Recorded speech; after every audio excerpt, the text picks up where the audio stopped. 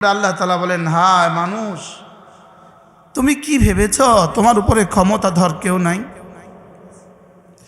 প্রত্যেকটা মানুষকে রব যেন ধমক দিলেন। নেকুকারকেও ধমক দিলেন, বদিকারকেও ধমক দিলেন, সৎকর্মশীলকেও ধমক দিলেন, আর অসৎকর্মশীলকেও ধমক দিলেন। তুমি কি ভেবেছ তোমার উপর ক্ষমতাধর কেউ নাই? সকলে বলেন, হ্যাঁ আছে। বলেন, আছে আছে। তোমার উপরে কি ক্ষমতাধর কেউ নাই? অবশ্যই আছে।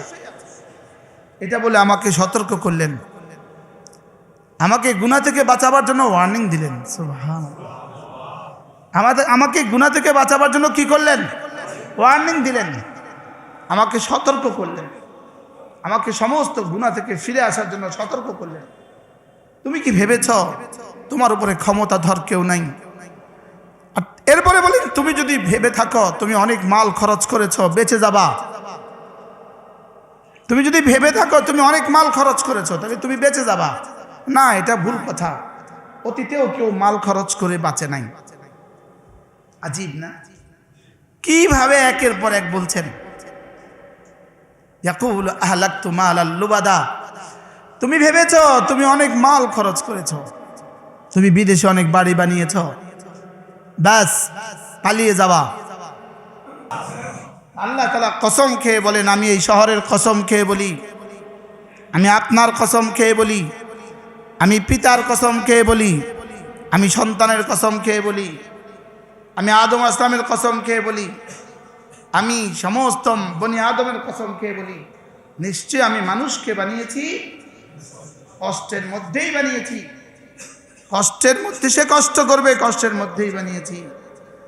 হায় মানুষ, তুমি কি ভেবেছ তোমার উপরে শক্তিধর কেউ নাই, তোমার উপরে ক্ষমতাধর আর কেউ নাই? তুমি কি এটা ভেবেছ?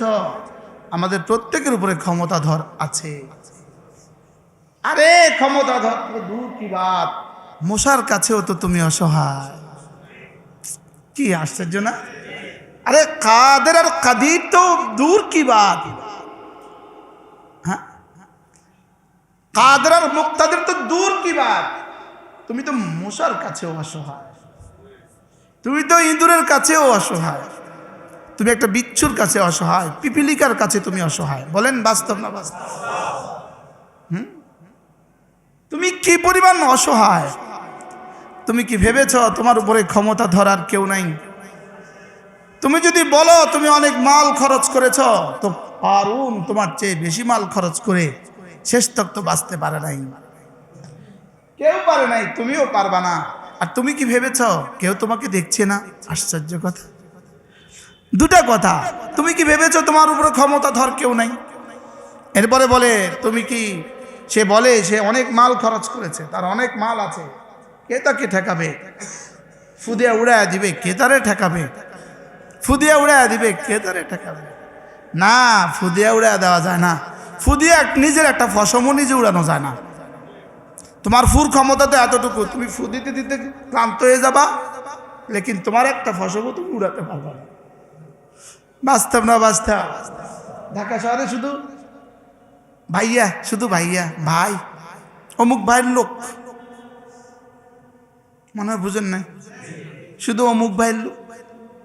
আরে এই ভাইদের কি অবস্থা হবে? এই ভাইদের মতি আর ফরমাবরদারদের কি অবস্থা হবে? এই ভাইদের পেছনে যারা চলে তাদের জানি কি অবস্থা হবে? তো এরা কি বলে? আল্লাহ তাআলা কি বলেন? এবার বলে, তুই ভাবছিস তোকে কেউ দেখছে না, অথচ তোকে দুটো চোখ কি আমি দেই নাই? আচ্ছা দেখেন তো কি গাঁথুনি।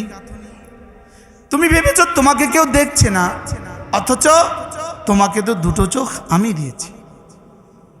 তো যিনি আমি পৃথিবীর সব প্রাণীকে দুটা করে চোখ দিয়েছি, পৃথিবীর সমস্ত জানোয়ারের দুই চোখ। সুবহানাল্লাহ, আশ্চর্য কথা। পিপিলিকারও দুটা চোখ। এ এতটুকু এক জাররা এক প্রাণী, তারও চোখ দুটা। তারও চোখ কয়টা? দুইটা। পৃথিবীর সমস্ত প্রাণীর কয়টা চোখ? দুইটা চোখ। পৃথিবীর সমস্ত প্রাণীর জিহ্বা একটা, পৃথিবীর সমস্ত প্রাণীর ঠোঁট দুইটা। সুবহানাল্লাহ বলে। ঠোঁট একটা হলা কোনো প্রাণী আপনাদের জানা আছে কি? এবার আল্লাহ তাআলা বলেন, আলাম নাজআল লাহু আইনাইন, আমি কি তোমাকে দুটো চোখ দেই নাই? বলেন হ্যাঁ দিয়েছে। বলে স্বীকার করা, যেহেতু আল্লাহ প্রশ্ন করেছেন আলাম নাজআল লাহু আইনাইন, আমি কি তোমাকে দুটো চোখ দেই নাই? বলেন হ্যাঁ দিয়েছে। আল্লাহর কাছে খুশি লাগবে যে আমার বন্ধু স্বীকার করছে। আলাম নাজআল লাহু আইনাইন ওয়া লিসানান ওয়া শাফাতাইন। মুরব্বি আসেন, একজন মুরব্বি এখানে দাঁড়ায়া দেখছে, দেখে চলে যাচ্ছে। বাবা আসেন, একজন দাড়ি পাকা মানুষ দেখলেই সম্মান করবেন। বলেন ইনশাআল্লাহ। দাড়ি পাকা মানুষকে আল্লাহ তাআলা সম্মান করে। যখনই করে দাড়ি পাকা মানুষ দেখবেন সম্মান করবে। দাড়ি পাকা মানুষকে কে সম্মান করে? ইন্নাল্লাহ ইয়াস্তাহজি ইন্নাল্লাহ ইয়াস্তাহি, আল্লাহ তাআলা লজ্জাবোধ করেন। লজ্জাবোধ করেন। দাড়িওয়ালা মানুষ কিছু চাইলে না দিতে লজ্জাবোধ করেন। দাড়িওয়ালা মানুষকে আল্লাহ তাআলা বড় সম্মান করে।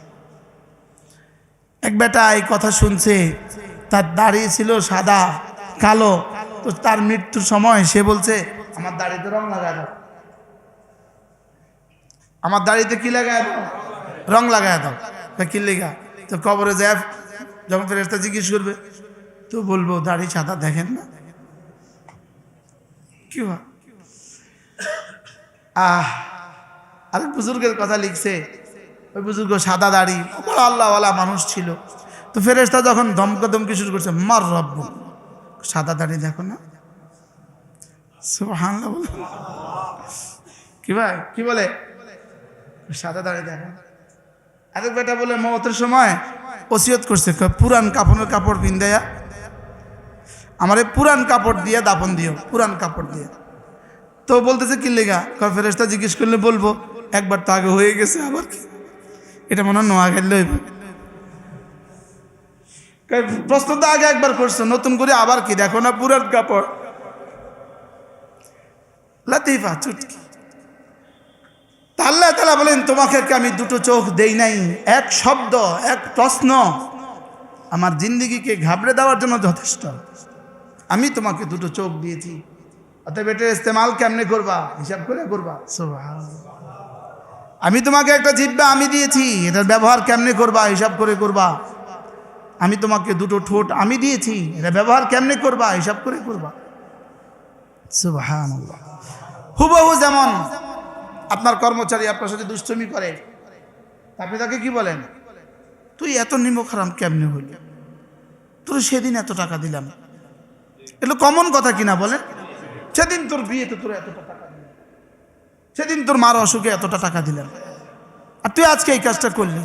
তাহলে তোরে আমি দুই চোখ দিলাম, আর তুই ভিন্নারের দিকে তাকিয়ে থাকিস। তুই মোবাইলে 24 ঘন্টা চেয়ে থাকিস, তুই কোন দিকে তাকিয়ে আছিস? অথচ তোকে চোখ আমি দিলাম। বলেন সবাই বলেন, তোকে চোখ কি দিলাম? তোকে চোখ তো আমি দিলাম। কিভাবে চোখ তুলিস তুই? হারামের দিকে চোখ তুলিস কিভাবে? তোকে চোখ তো আমি দিলাম। তুই হারাম লোকমা তুলিস কিভাবে? তোকে তো ঠোঁট আর জিহ্বা আমি দিলাম। মিথ্যা বলিস কিভাবে? তোকে তো জিহ্বা আমি দিলাম। সুবহান।